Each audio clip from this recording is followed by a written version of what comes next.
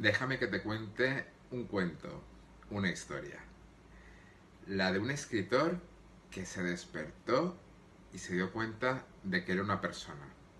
Una persona, claro, con raciocinio, por supuesto, pero también con emociones. Una persona que quería escribir, dejar un legado, pero que se dio cuenta de que por mucho que se esforzara, parecía que el camino de la publicación era interminable. Empezó a ver o a temer que nunca llegaría, que ese camino nunca acabaría.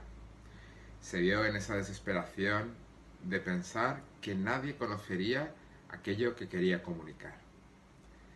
Y de repente, un día, sorpresa, un mail de una editorial a la cual había escrito, que había encontrado por internet, que le había parecido atractiva, que decía que confiaba en los autores, que querían escuchar voces nuevas de literatura, y decidió enviar su manuscrito, aquel preciado tesoro que era para él o para ella ese manuscrito. Y ese correo le estaba diciendo que por supuesto que sí, que habían leído ese manuscrito, que les había encantado y que luego la publicarían. Y ella o él decidió confiar, decidió dejarse llevar por esas emociones, por ese anhelo, por esa voz que estaba ansiando tanto por escuchar. Y, por supuesto, cuando le enviaron el contrato, ni lo leyó. ¿Qué había que leer ahí? Si su sueño se cumplía. Y, por supuesto, lo firmó y lo envió de vuelta firmado.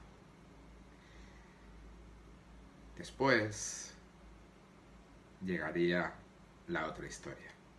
Esa otra historia en la cual las promesas nunca llegaban a buen puerto. La voz que le había dicho que confiaba en él o en ella se volvió más dura, más intransigente. Cuando se dio cuenta de que no solo había firmado un contrato, no solo había aceptado pagar por ser publicado o publicada, sino que había vendido aquello que tanto le había costado expresar, comunicar a través de una historia. Había abandonado, había dejado todo el control en aquella voz que ya no cumplía sus promesas.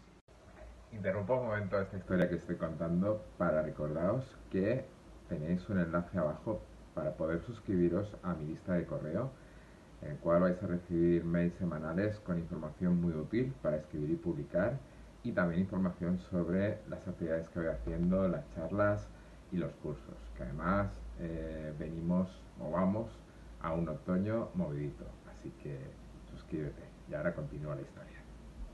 Y que además estaba más interesada que nadie, no en que la obra se vendiera, sino en que desapareciera para siempre, porque el dinero ya lo tenía, el cliente ya lo tenía, no necesitaba lectores, porque tenía el único cliente que le interesaba, y era esa escritora, ese escritor, que pensaba que ya había llegado a su camino. Y la historia termina con una promesa incumplida, con un dinero gastado, con una obra que ya no le pertenecía y, por desgracia, con un desencanto que se suele traducir muchísimas veces en abandonar la escritura, en no volver a contar historias, cosa que, por supuesto, es una pérdida para esa escritora, para ese escritor y desde luego para el resto del mundo. Por tanto, ya sabes la moraleja de la historia. Las emociones están muy bien,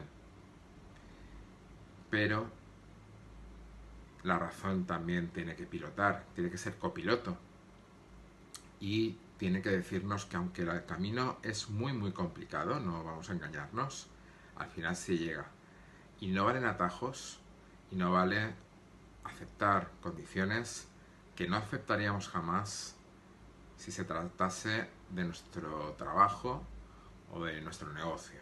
Porque escribir es, aunque se gane muy poquito dinero, también es un negocio y se tiene que valorar nuestro esfuerzo, no solo dándonos palmaditas en la espalda, sino también a través de una justa recompensa.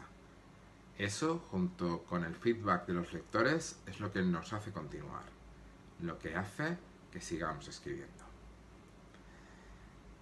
Así que escribe, insiste, pero ten mucho, mucho cuidado.